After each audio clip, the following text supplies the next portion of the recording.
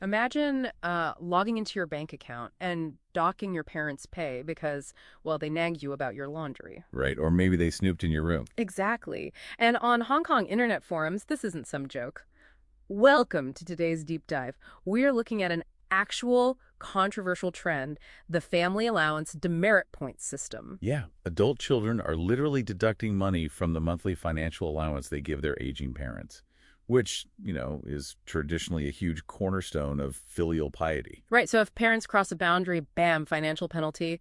It completely flips the script on modern family dynamics. It really does. We are exploring a fascinating June 2026 article by psychotherapist Dr. S.P. Chan to figure out the psychology driving this. We want to unpack for you, our listener, why young adults are treating their parents like, I don't know, unruly employees. Because it represents this profound shift, right? We're seeing human connections being instrumentalized, treated as tools to force a specific outcome. Which instantly makes me think of childhood reward charts. Getting $1 for doing the dishes or a gold star for making your bed. Oh, absolutely. It feels like the exact same mechanism just flipped on a 60-year-old mother. Is that what's going on here? Yeah, Dr. Chan traces this behavior straight back to the 1960s and 70s era of behaviorism. Parents leaned heavily on B.F. Skinner's theories. Okay, operant conditioning. Right. They used these token economies to shape how their kids behaved. You do something good, you get a tangible reward. But if you're constantly paying a kid to be quote-unquote good, you're accidentally teaching them that good behavior has, like, a specific dollar amount attached to it. Exactly. And the unintended cost is that it creates what Dr. Chan calls a transactional subconscious. Transactional subconscious. Yeah. Children internalize the idea that love, duty, and respect are quantifiable commodities. Decades later, those kids are adults applying that exact same logic backward.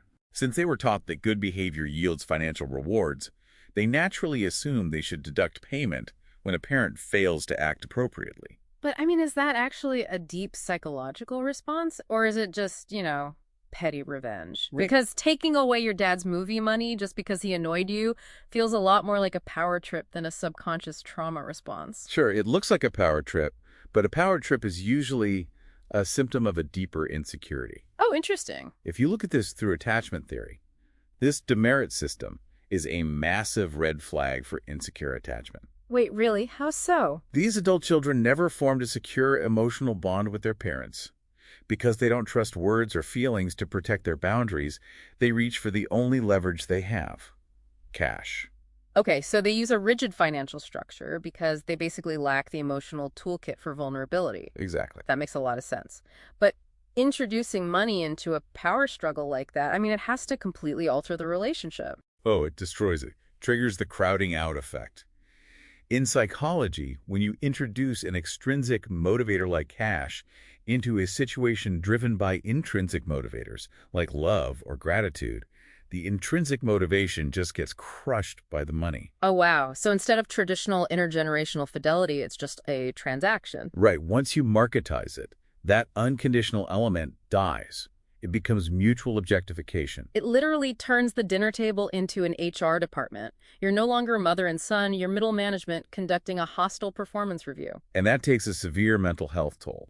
Parents base their self-worth on avoiding deductions, so they suffer intense anxiety and depression. And the kids. The kids end up feeling incredibly isolated. They're trapped in their own cold, rational calculations. So how do you de-escalate that? If a family is stuck treating each other like employees undergoing probation reviews, how do they back out of this monetized conflict? Dr. Chan actually details 3 solutions. First, identify the underlying emotional need. Like, are you seeking respect, or are you trying to heal a childhood wound? Exactly.